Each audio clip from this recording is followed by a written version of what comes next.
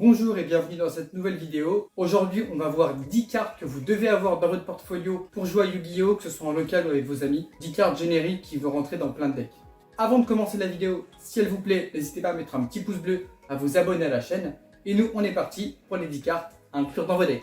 La première carte incontournable à inclure dans votre deck aujourd'hui, à l'heure actuelle, c'est forcément Ash Blossom, floraison de cendre joyeux printemps. C'est une carte, on appelle ça une end trap, une carte en général qu'on va jouer directement de sa main durant le tour adverse. C'est une carte qui permet d'annuler l'action que l'adversaire va entreprendre durant son tour, par exemple pour ajouter une carte de son deck à sa main, invoquer un monstre du deck ou envoyer une carte du deck au cimetière. C'est une mécanique que beaucoup de decks vont pouvoir faire aujourd'hui et donc cette carte-là est extrêmement importante et pour moi elle fait partie des 3 meilleures cartes du jeu à l'heure actuelle. Elle est disponible à un prix très correct si vous commencez le jeu aujourd'hui. Procurez-vous cette carte-là. On enchaîne avec la deuxième carte, Infini Éphémère. C'est une carte piège normale. Sa particularité, c'est qu'elle peut se jouer aussi de la main. Pour une carte piège, c'est pas courant. La carte permet directement d'annuler un effet d'un monstre sur le terrain en le ciblant. Et si la carte a été posée avant son activation, lors de sa résolution, les cartes magie et piège dans la colonne d'Infini Éphémère seront également annulées. Ça veut dire qu'on peut très bien annuler une carte magie ou piège en répondant avec cette carte-là. Elle a été rééditée plusieurs fois, elle est abordable. C'est une carte qui se rentre en 3 fois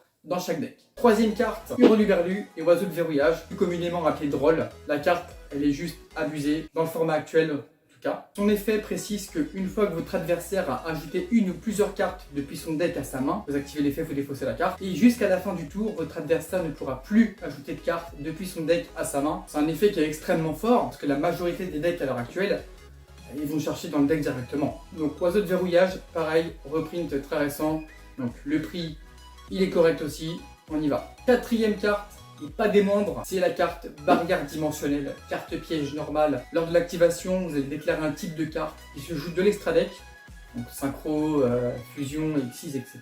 Sauf les liens, et jusqu'à la fin du tour, les effets de ces cartes-là sur le terrain sont annulés, et aucun joueur ne peut invoquer de ce type de carte. Par exemple, vous tombez contre un Sword Soul, un épée, ok, il joue des synchros. Bon, on active barrière dimensionnelle, on dit synchro. La personne en face, ça ne pourra pas jouer de synchro. Et si jamais il avait un synchro sur le terrain, les effets des cartes synchro sont annulés. Draw phase, stand-by, machin, etc. Barrière D, terminé. Ça, en général, ça vole une game très facilement. C'est une carte qui est moins jouée à l'heure actuelle maintenant, c'est vrai.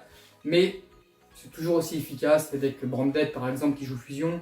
Les decks Ashtira, X6, Curly, pareil. Enfin bref, voilà. C'est une carte qui est très forte, qui coûte rien finalement. Voilà. Je crois que c'est même pas 15 centimes la carte. Donc on peut se prendre un playset très facilement, comme ça on a une vraie carte pareil dans le side et voilà, on y va. Cinquième carte que vous devez avoir dans votre deck, à force égale, Evenly Match. Ça c'est la pire carte du jeu. Voilà, pour ceux qui connaissent, vous savez très bien. Pour ceux qui connaissent pas, à force égale, avant la fin de la battle phase, au moment où la personne va vouloir rentrer en main phase 2, on active Evenly, donc à force égale. Votre adversaire doit bannir face verso toutes les cartes sur le terrain qu'il possède, jusqu'à ce qu'il en possède le même nombre que vous. Vous contrôlez à force égale, donc ça compte comme une carte. Okay, alors le combo, c'est que vous pouvez très bien faire à force égale et en chaîne 2 faire par exemple cyclone cosmique.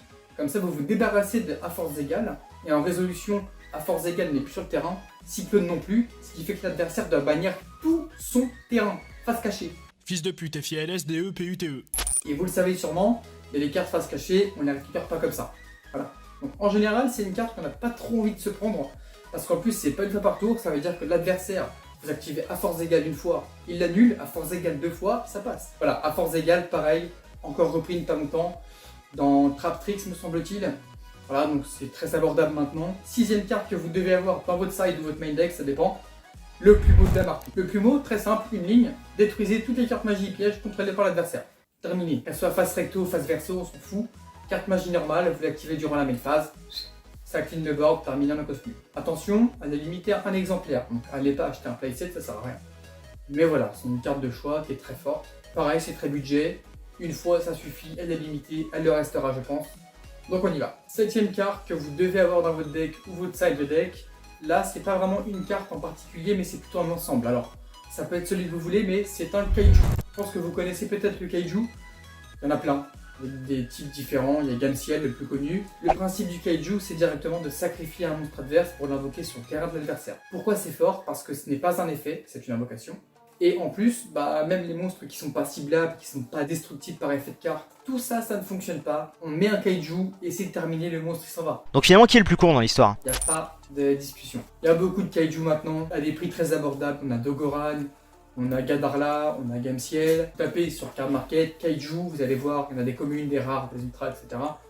Prenez celui qui vous convient et pourquoi pas prendre un kaiju qui combotte peut-être avec votre deck, ça dépend ce que vous jouez. 8ème carte que vous devez avoir dans votre deck, c'est la copine de H, c'est Ghostbelle. Ghostbelle, c'est le même principe que H Blossom, mais pour le cimetière. Voilà. Il y a un effet qui va invoquer spécialement du cimetière ou bannir du cimetière. Par exemple, Ghostbelle va intervenir et va donc annuler l'effet en question. C'est fort parce qu'à l'heure actuelle, Bestial est beaucoup joué. La preuve, je le joue aussi énormément.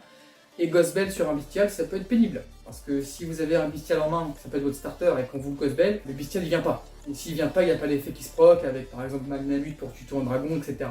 Donc à vous de voir. C'est une carte qui est moins jouée, je vous l'avoue, mais pour autant, c'est bien de l'avoir quand même de côté en 3 fois.